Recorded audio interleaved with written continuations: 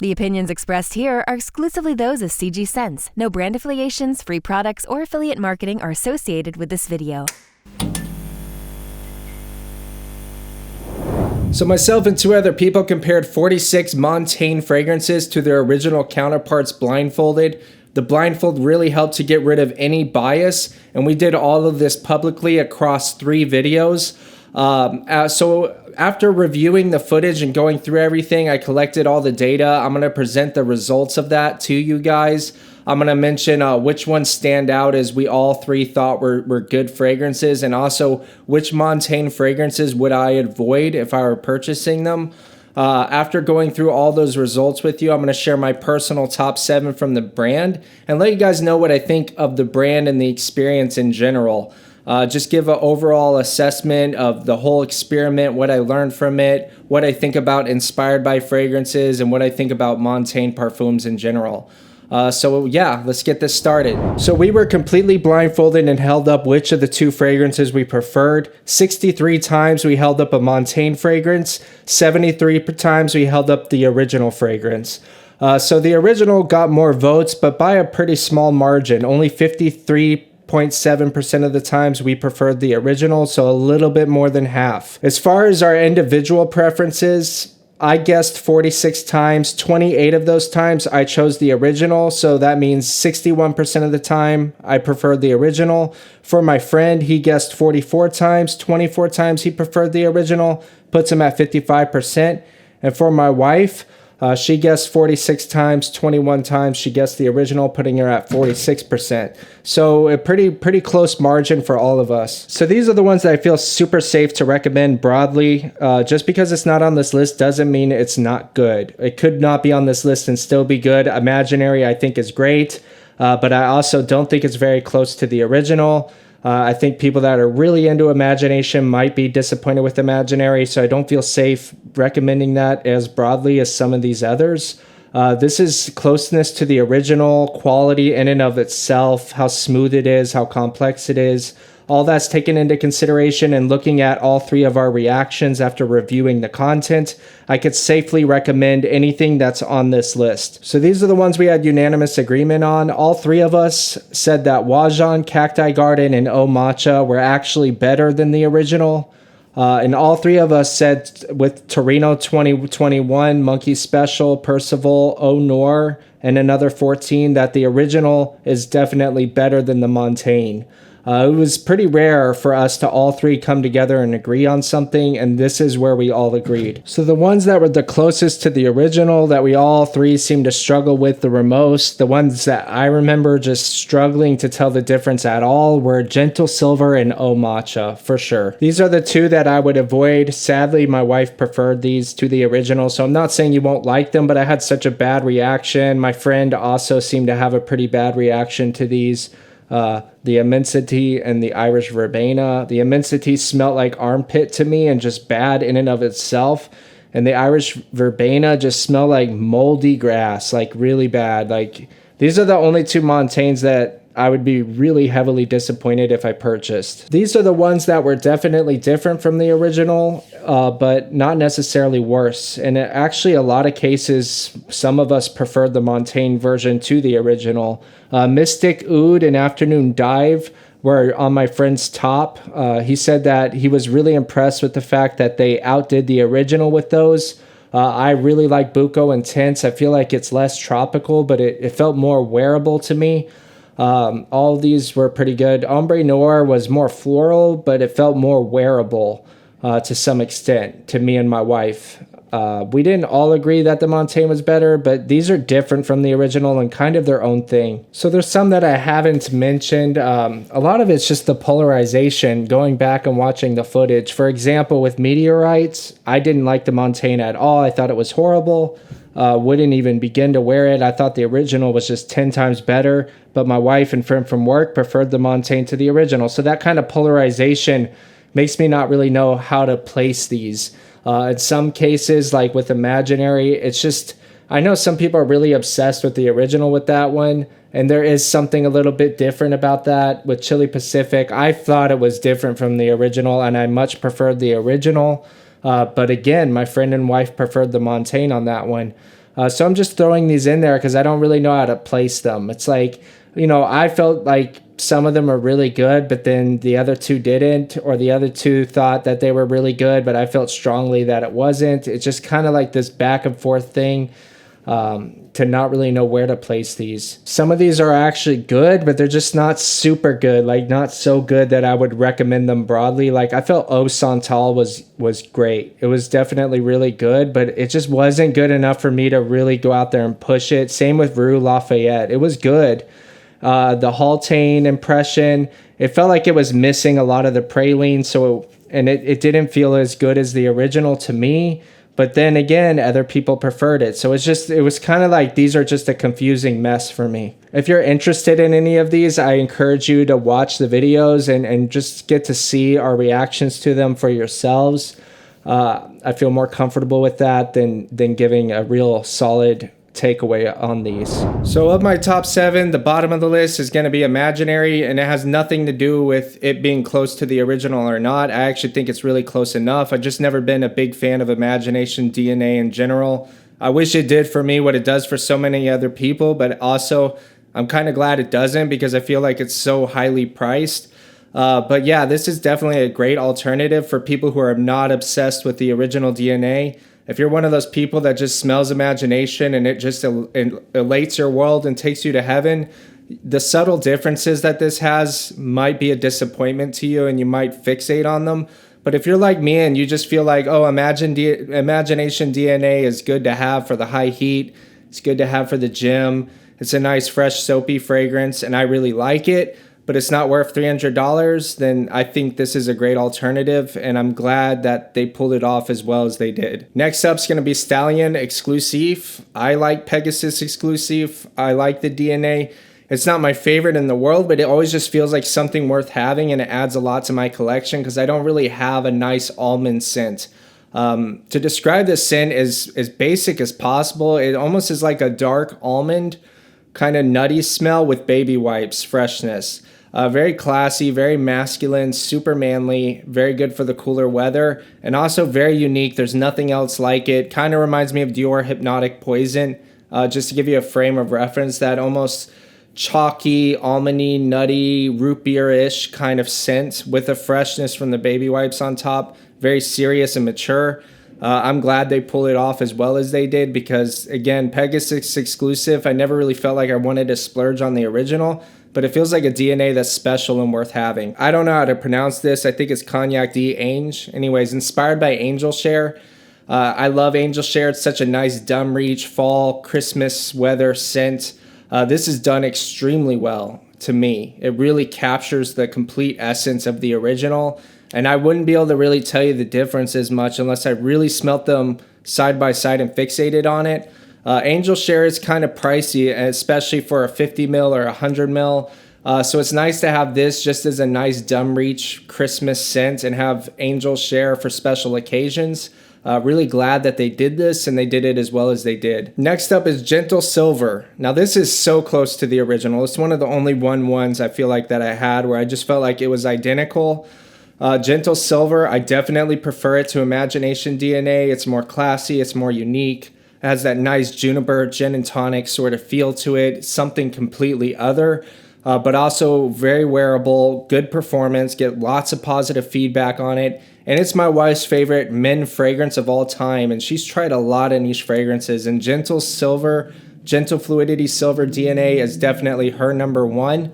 So I'm glad that they pulled this off as much as they did and made it more affordable.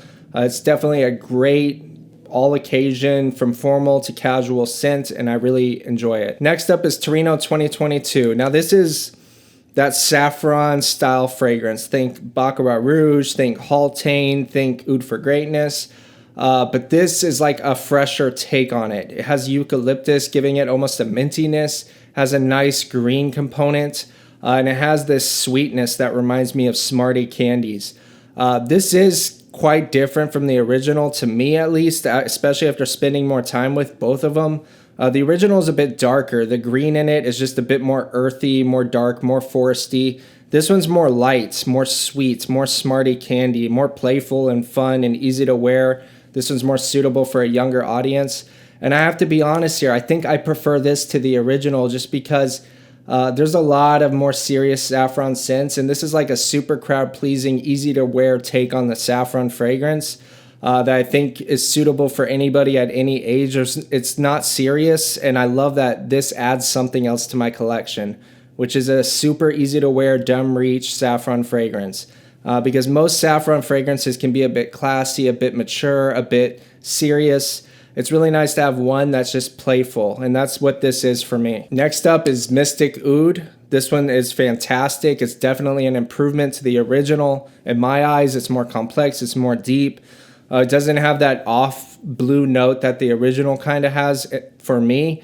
This one's just more manly and more mature, more serious than the original even is. I love this one. It is very niche. It's definitely a vibe. It's not for everybody. This is the fragrance that actually got me into Oud for Greatness DNA, which to me is that rubbery kind of leathery smell. If you think of the soles on like a leather boot and that kind of rubbery smell, mix that with really dry, cold, calculated woods and have just the right amount of saffron and sweetness that just makes this super serious vibe that's just hyper masculine, very grown, very leather jacket, ultimate fragrance in my opinion. And the performance on this stuff is ridiculous, so be careful if you choose to wear this. Next up is Promise Exclusive. Now this easily could have been number one in my eyes. I feel like the original is one of the few niche fragrances that's worth the money.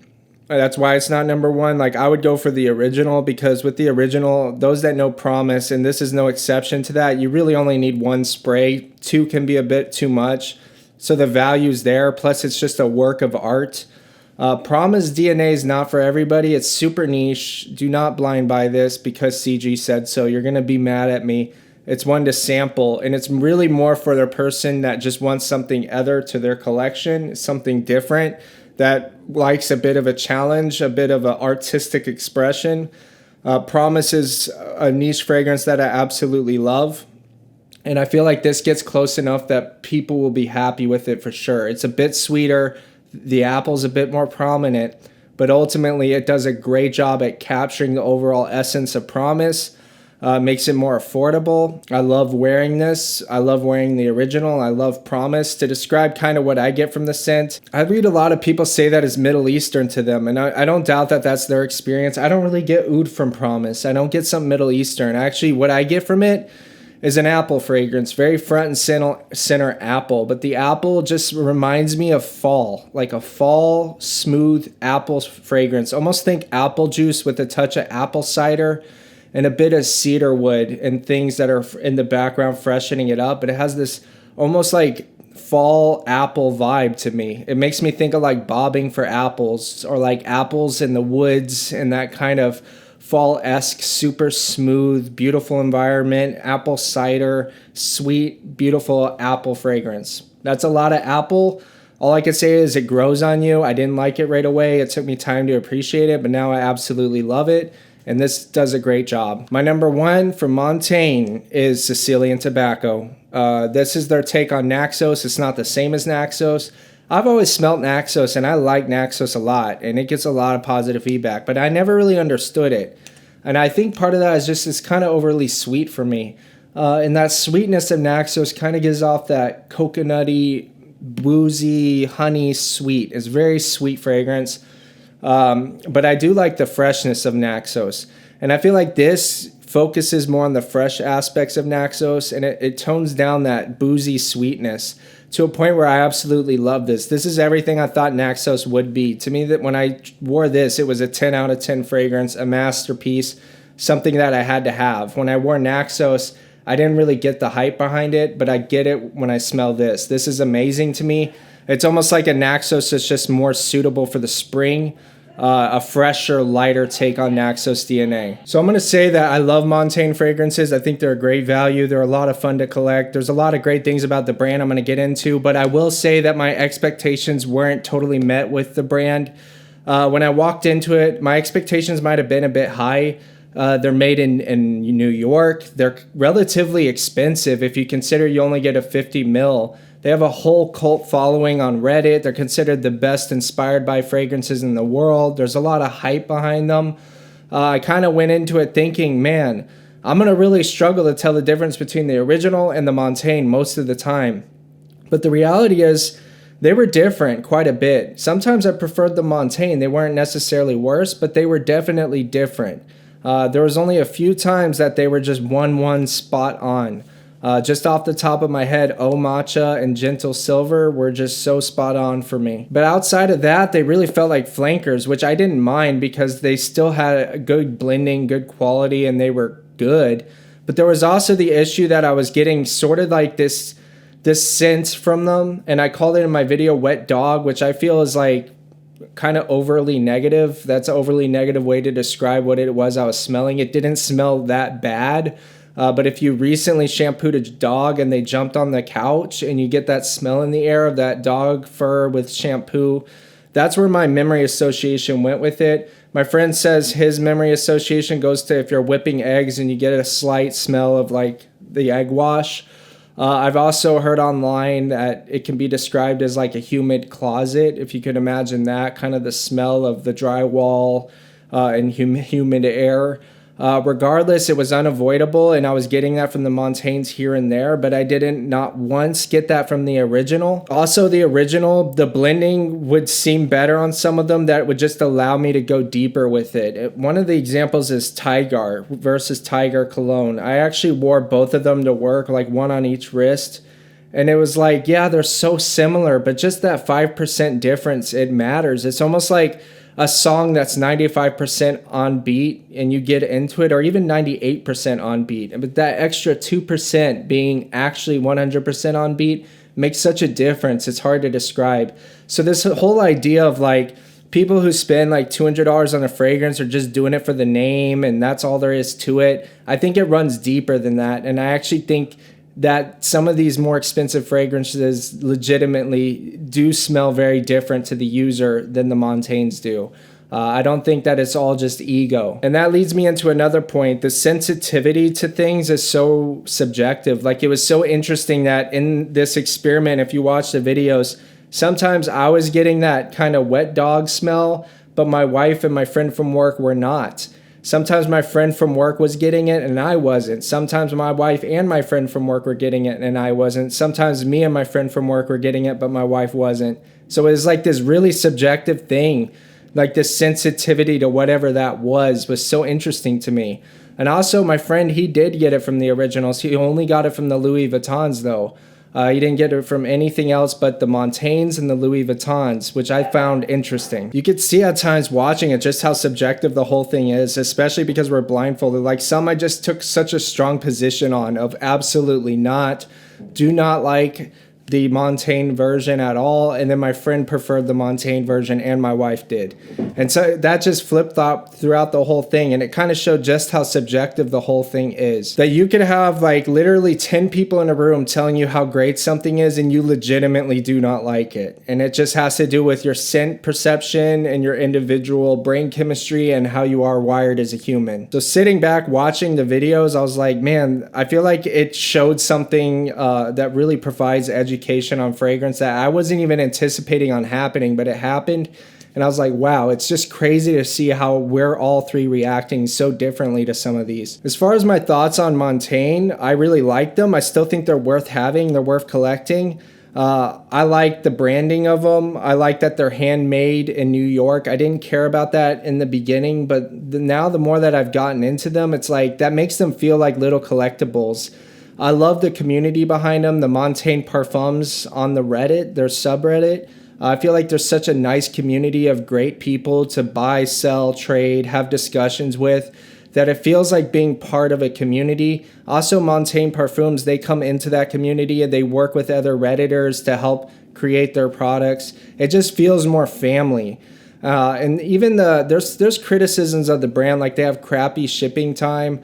Sometimes the labels aren't on straight. Sometimes they send it to you in a weird box. They're out of stock all the dang time. But at the same time, I feel like that's part of what makes them special on a flip side. Like them, I'm sick in the head. I'm a sick man. But when you finally get one that's been out of stock for a while and you buy it from some Redditor and you actually get it in the mail, it feels like a collectible. It feels special. And I feel like the whole brand, they're not really paying off influencers to say good things about them. They're not running a bunch of goofy ads. I feel like they're just a solid family operated, wholesome brand with a really nice community around them that I loved being part of, and I love collecting these, and it's fun. It's just straight up fun. People want me to do this with like Alexandria and do this with other brands, but to be honest with you, I'm only interested in Montagne, so I doubt I'm really going to do other brands. If I do, it's just simply going to be because making the videos was fun. I might want to do that again, but I'm not really interested in any other inspired by brand because the packaging matters to me at least. And I like the way that these are packaged, not just the bottles themselves, but the brand and the packaging behind it and the whole experience of being part of their community. So that's pretty much my overall take, and that's the end of this series, and I hope you guys got some from it. I'm gonna move on and start reviewing more of the originals, and I might occasionally go back and pick up a Montagne, wear it, and actually just review the Montagne for the fragrance in and of itself. Like, the number one thing I can emphasize is who cares how close it is to the original? Some of these are better than the original. That's one thing I could just emphasize. Some of these are standalone great fragrances in and of themselves. Yeah, so feel free to comment with y'all's opinions, subscribe for future content, and I'll see you in the next one. Peace out.